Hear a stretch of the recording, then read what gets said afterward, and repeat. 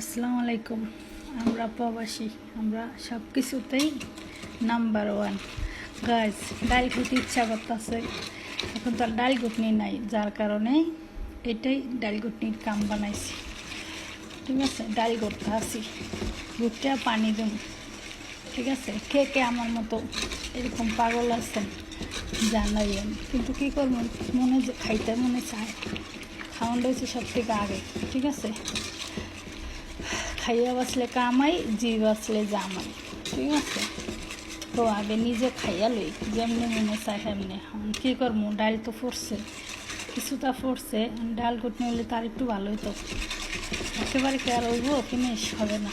তো সবাই আমার জন্য দোয়া করেন, যেন আমি বাড়িতে গেলে একটা ডাল ঘুটনি আনতে পারি মনে করিয়া। আল্লাহ।